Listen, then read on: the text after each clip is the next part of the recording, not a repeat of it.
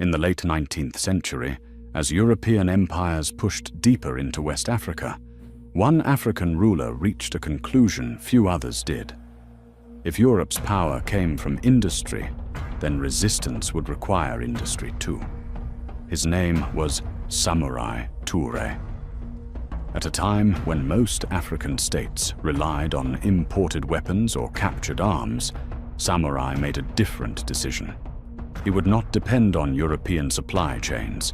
He would build his own. By the 1870s, Samurai had established the Wassoulou Empire, stretching across parts of what are now Guinea, Mali, and Côte d'Ivoire.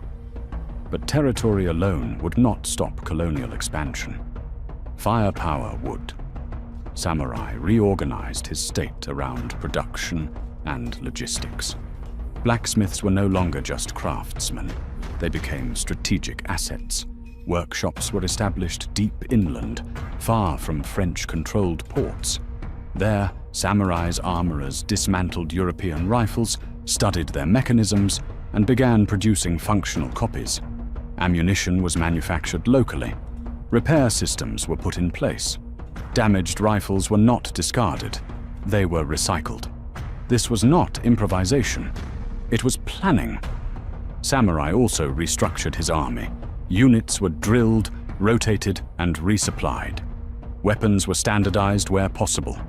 Soldiers were trained not just to fight, but to preserve equipment and maintain it in the field. When French columns advanced, they expected scattered resistance armed with outdated weapons. Instead, they encountered forces that could sustain prolonged combat. French officers recorded with frustration that Samurai's troops continued fighting, even when supply lines were cut. Weapons kept appearing. Ammunition did not run out as expected. What they were facing was not just an army. It was an industrial system designed for war. Samurai Toure understood something many European commanders underestimated. War was not only fought with soldiers, it was fought with people, production, and movement. As French forces advanced deeper into West Africa, Samurai made a deliberate decision that shocked both allies and enemies. He relocated entire communities. Villages were emptied ahead of advancing European columns. Blacksmiths, farmers, women, children, and skilled laborers were moved eastward into territory still under Samurai's control. This was not chaos. It was strategy. By moving people away from occupied zones, Samurai denied the French food, labor, intelligence, and local support. Supply lines collapsed. Occupation became expensive and unstable. At the same time, these relocated populations were reorganized. Blacksmiths were grouped together. Workshops were established. Iron ore sources were secured. Firearms were repaired, copied, and produced locally. Samurai's empire became mobile. When pressure increased in one region, people, weapons, and industry shifted elsewhere. European maps became outdated almost as soon as they were drawn. French officers reported a frustrating reality.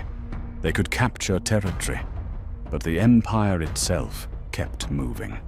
This policy allowed Samurai to continue resisting for years longer than expected, sustaining a war effort that stretched from modern-day Guinea across large parts of Mali, Côte d'Ivoire, and Burkina Faso. It was one of the earliest examples in African history of strategic population relocation used as a tool of resistance. Not retreat, reorganization. In 1898, Samurai was captured and exiled. The Wassoulou Empire fell, but the lesson remained. Long before modern concepts of self-sufficiency and military industry entered global strategy, an African emperor had already understood them.